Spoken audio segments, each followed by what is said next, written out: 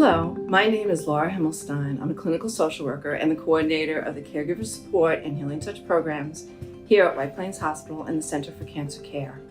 I'm here to talk to you today about caregivers and the constellation of connections that you already have or that can be forged to help support you while your loved one is in survivorship. A caregiver can be a partner, a close friend, another family member. Caregiver is someone that has been or will be part of the support system for the survivor. There can be more than one caregiver in your survivor sphere. The patient turned survivor hopefully has support from many directions. I'd like to do the same for you as a caregiver. Research shows that caregivers experience high levels of anxiety, depression, and illness due to the nature of caring for someone else, while ignoring or lessening attention to your own mental and physical health.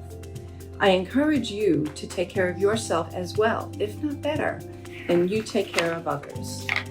So let's talk a little bit about what you may be feeling and experiencing. Anxiety, sadness, sense of grief and loss, financial concerns, maybe a loss of sense of self, change in family dynamics, uncertainty about the future, and physical symptoms. Some of these feelings may be similar to those of the survivor, but some may be all your own. Let's face it, you've been through a lot. Some would argue that it may even be harder to witness the cancer journey in your loved one, as you can only speculate as to what they are feeling, what their needs are, what is truly happening. You are the one who sits on the sidelines and has input, but ultimately may feel that the control of your life that you expected to be was wrested from you. It may also be that your loved one is ready to return to their normal life as best as they can. You may still be traumatized, confused, or in a place where normal no longer has a definition. You may also be experiencing survivor's guilt that started during diagnosis and treatment. So let's talk a little bit about what you can do. First and foremost, let's check in with yourself. I'd like to do a little bit of an exercise, so even though I might get quiet, I'm still here. So just take a moment, lower or close your eyes, and take this moment right now. Make sure you're sitting comfortably and give yourself a moment to take a few deep breaths.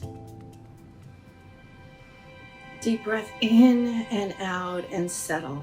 And I just would like you to notice, how do you feel? What is going on physically with you at this very moment? What emotions may be rising up just at this moment? Just notice what they are. You're going to archive them a little bit, but continue to breathe and allow things to bubble up. Now I'd like you to deepen your breath.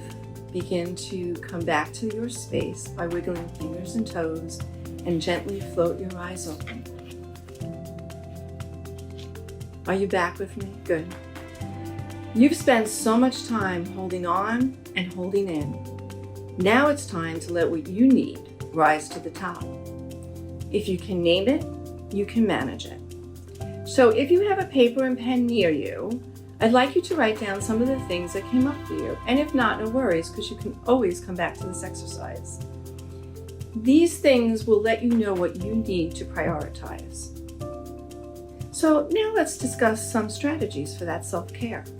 You've probably ignored your physical care during this time. Go get a thorough checkup and follow up as appropriate. Go to your dentist. Note if you've missed any big diagnostic testing during the time you have been caring for your loved one. For example, colonoscopy, gynecological testing, dermatologist, make an appointment and go. Check in with yourself. How are you usually feeling? Are you tired? Do you have trouble sleeping, making decisions, being motivated? Reach out to mental health professionals to get an assessment, or reach out to us here at the Center for Cancer Care.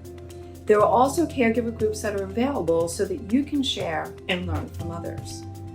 If you are struggling with financial concerns, discuss with your loved ones and others in your sphere who may be knowledgeable and helpful.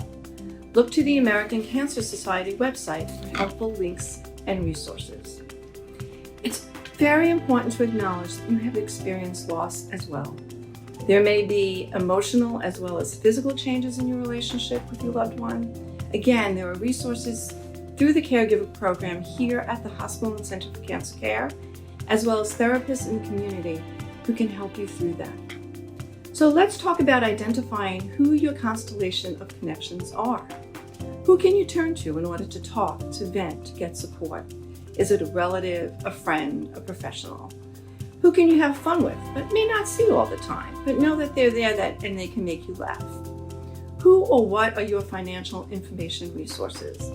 Where do you find your spiritual support? Write down who may be your people, or think about who may be your people. So now I am going to ask you to write down, and again, you can always do this later if you don't have a pen or pencil with you, and a piece of paper. So I want you to draw a circle and the word me right in the center of that circle. Draw lines out from the circle like a sun, and then draw smaller circles on the end of those lines. In these circles will go your support people. From each smaller circle, you can draw more lines and more circles for your second tier of people, because as we all know, life gets in the way.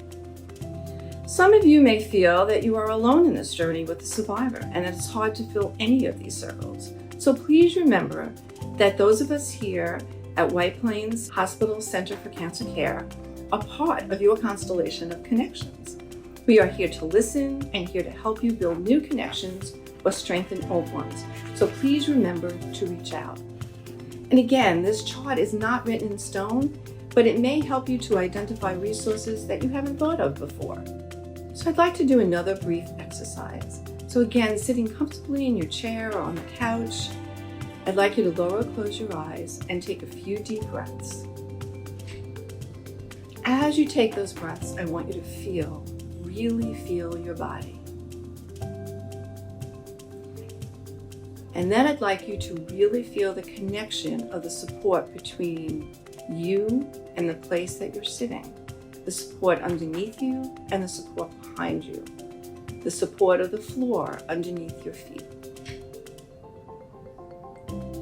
With a very deep breath, see what it might feel like to let the support around you hold you, so that you don't have to hold yourself. See what it feels like to let go and let something else support you. So again, deepening the breath and coming back to the space by floating your eyes open and moving around a little bit. I want you to remember this, because this is something that you can go back to when you have trouble feeling that there is any support around you. And it will remind you of your constellation of connections. Also remember, we're here for you as well. The whole team is here for you.